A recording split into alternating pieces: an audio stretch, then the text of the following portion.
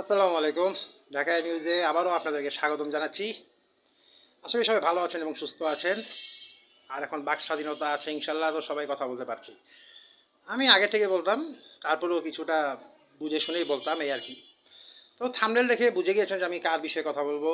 আমাদের বাংলাদেশের সুনামধন্য ইউটিউবার তৌহিদ আফ্রিদি এবং হলো মাই টিভির পরিচালক আর সোলেমান শহুন, যিনি পই পই করতে বেশি ভালোবাসেন এবং পই পই করে হিসাব বুঝিয়ে দিবেন এরকম কথা বলে তিনি ভাইরাল হয়েছিলেন এবং তার বিরুদ্ধে বাংলাদেশের সকল আলেমগণ উঠে পড়ে লেগেছিল এই কথাটির কারণে। তারপর থেকে তিনি আর এই ধরনের উল্টাপাল্টা কথা বলেন নাই। সাম্প্রতিক ঘটে যাওয়া 5ই আগস্টের আগে 2024 সালের তৌহিদ আফ্রিদির কিছু ভূমিকা নিয়ে আমাদের বাংলাদেশের শান্তনু কায়সার নামে একটি ব্লগার আছেন। উনি সবসময় সরকারের বিরুদ্ধে না, শুধু বলবো উনি অন্যায়ের বিরুদ্ধে কথা বলেন। আমি ওনাকেও ফলো করি। তো ওনার সাথে তৌহিদ আফ্রিদির বিষয়ে, সোলেমান শগুনের বিষয়ে আমাদের বাংলাদেশের আরেকজন সুনামধন্য বাইক রাইডার আছেন, বাইক ব্লগার, আমরা সবাই তাকে চিনি, RS ফাহিম চৌধুরী। RS ফাহিম চৌধুরীকে আমি যতটুকু ফলো করি, যখন তার 10,000 12,000 সাবস্ক্রাইবার ছিল ইউটিউবে, তখন থেকে। আর তৌহিদ আফ্রিদিকে ফলো করি যখন ওর 3,000 কি 4,000 সাবস্ক্রাইবার ছিল, দেন তখন থেকে তৌহিদ আফ্রিদিকে ফলো করি। আর এই তো তহিদ আফ্রিদির বিষয়টা আমি তেমন কোনো শিওর ছিলামই না যে তহিদ আফ্রিদি গভর্নমেন্টে চামচামি করে। কিন্তু সোলেমান শকুনের বিষয়টা আমি শিওর ছিলাম, কারণ সরকারি যেই কোনো ইভেন্ট হতো সেখানে সোলেমান শকুনকে ইনভাইট করা হতো। সেখানে school college varsity young generation থাকতো, সেখানে সোলেমান শকুন বারবার চামচামি করতো এবং উল্টাপাল্টা সাজেশন করতো, মোটিভেট দিত দেশের উন্নয়নের বিষয়ে। আর নগদ নিয়ে তো অনেক কন্ট্রোভার্সি আছে, সেটা নিয়ে আরেকদিন একটা নিউজ করব। তবে তহিদ আফ্রিদি যে কাজটা করে, ও একটা ভিডিও বানায়। আমার কিন্তু, আচ্ছা একটু কথা ক্লিয়ার করি, আমার এই যে আজকে 4 বছর হয়ে গেল প্রায় একজন ব্লগার হিসেবে কাজ করছি। আমার চ্যানেলটার নাম হতে পারে নিউজ চ্যানেল, কিন্তু আমি ইউটিউবে এবং ফেসবুকে আমি যতটুকু সত্য ততটুকুই বলার চেষ্টা করি। যখন সরকার পতন হয় নাই, আপনাদের একটা ভিডিও হয়তো খেয়াল আছে, আমি কমেন্ট বক্সে ফেসবুকে দিয়ে রাখবো আর ইউটিউবে ডিসক্রিপশন বক্সে দিয়ে রাখবো। অন্ধকার থেকে আলোতে চলে আসলাম, এই একটা ভিডিও আমি করেছিলাম। তখনও কিন্তু গভর্নমেন্টের পতন হয় নাই, আন্দোলন চলছিল জোরদারভাবে।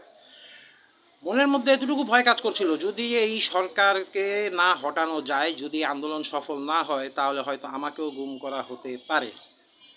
সেটা তো আলহামদুলিল্লাহ ভালোই ভিউ হয়। আমার ভয় ছিল এই জায়গায়, হয়তো আমাকেও গুম করা হতে পারে, মেরে ফেলা হতে পারে। সেখানে একটা কথা আমি বলেছিলাম যে বাঁচলে বাঘের মতো একদিনই বাঁচবো, বিলের মতো 1000 বছর বাঁচতে আমি চাই না। দেশের প্রতি ভালোবাসা রেখে আমি ভিডিওটি বানিয়েছিলাম, আলহামদুলিল্লাহ সেটা আপনারা সাপোর্ট করেছিলেন। RS ফাহিম চৌধুরীর বক্তব্য হলো তহিদ আফ্রিদি তাকে নিয়ে এবং আমাদের বাংলাদেশের একজন সিঙ্গার, রাজার রাজ্যে আমি রাজা, তাশরিফ খান সহ তাদের দুজনকে ডাকে। কিন্তু তহিদ আফ্রিদি, তাশরিফ খান তারা আগের থেকেই সরকারের বিরুদ্ধে নেতিবাচক প্রভাব ছিল তাদের। তারা কখনো সরকারের পক্ষে কোনো কথা বলতে চায়নি এবং তারা সবসময় ছাত্রদের আন্দোলনের পাশে ছিল। এবং RS ফাহিম চৌধুরীর ভাষ্য অনুযায়ী তার ফেসবুক আইডিতে তিনি 7 ঘন্টার ভিতরে 2.5 থেকে 3 লাখ টাকার মতো একজন যারা আহত হয়েছে, গুলিবিদ্ধ হয়েছে, তাদেরকে সাহায্যের জন্য টাকা তার গ্রুপের মাধ্যমে তিনি বেশ টিম মেম্বারদের মাধ্যমে পাঠিয়ে দেয়।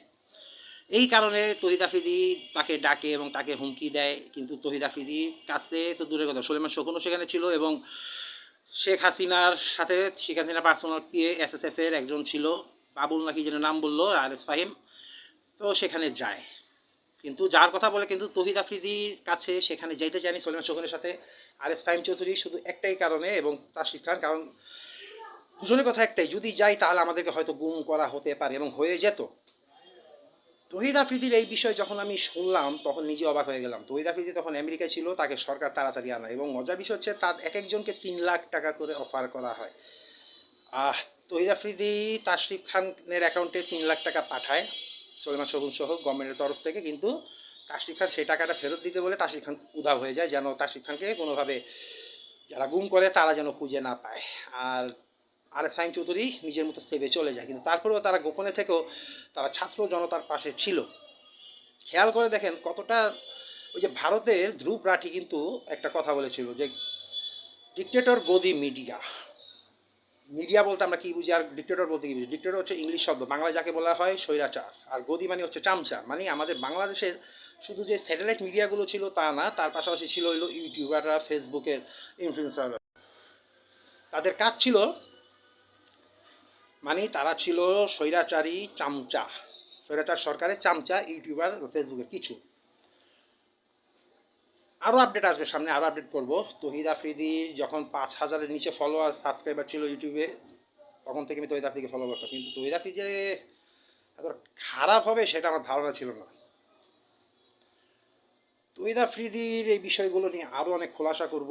ও কিভাবে আজকে এই পর্যন্ত আসলো না আসলো, আর বাবার বিষয়ে সম্পূর্ণ বিষয়ে কথা বলবো। আপনাদের খেয়াল আছে কিনা, একজন ব্লগার সে মাই টিভির বিরুদ্ধে কথা বলেছিল, পরবর্তীতে তার সাথে খুব ভালো সম্পর্ক হয়, আমেরিকাতে থাকে, নোয়াখালী বাড়ি। নামটা বলবো? পরে একদিন বলে যাব। আল্লাহ হাফেজ।